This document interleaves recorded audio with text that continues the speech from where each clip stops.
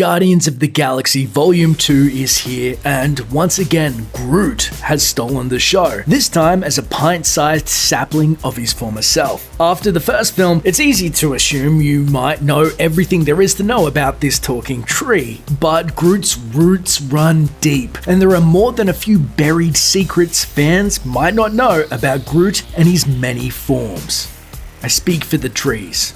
Vin Diesel, the voice of Groot, is getting a nice payday just to say the same 3 words over and over. I am Groot. But the part of the skill involved is saying those 3 words with emotion. I am Groot. One of the film's running themes is that Groot is actually having a complex conversation with those who can understand him, like Rocket. So where does that leave Diesel? I am Groot! He's confirmed that he actually works from a secret script with real dialogue, which means everything that Groot utters actually has a very literal meaning behind it. You just need to be Diesel, writer-director James Gunn, or a space raccoon in order to figure it out. And while Vin Diesel has built a career out of playing badasses, it caught some by surprise when he played the voice of a CGI tree, and later, the even higher voice of a tinier version of that tree. Even more surprising, Baby Groot's voice is almost completely Diesel with very little voice modulation.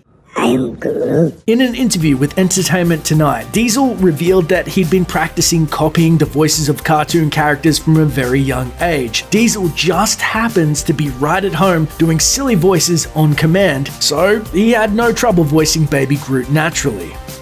Say what?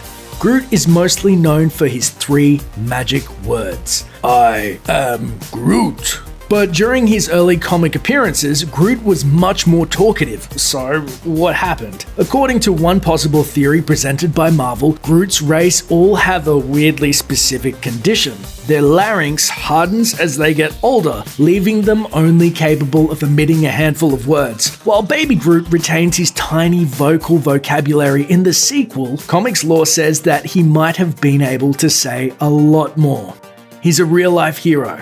While it wasn't the original intent behind Groot, he's a pretty logical mascot for ecological causes. The guy's a freaking tree after all, so it turns out Disney agrees. Under Disney's guidance, YouTuber Dietrich created a dance move inspired by a dancing Baby Groot toy.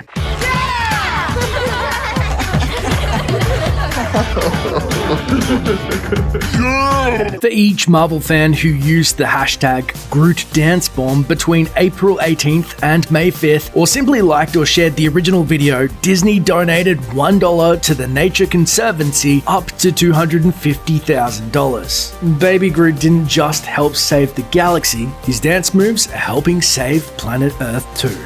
New twist on old roots.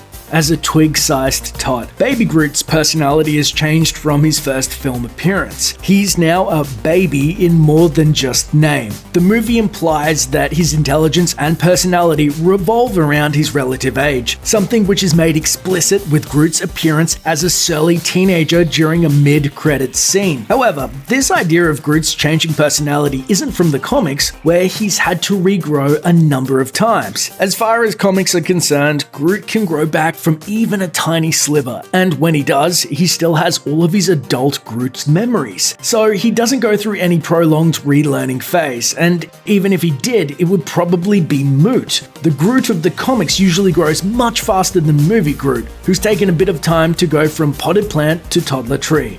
Roots of aggression.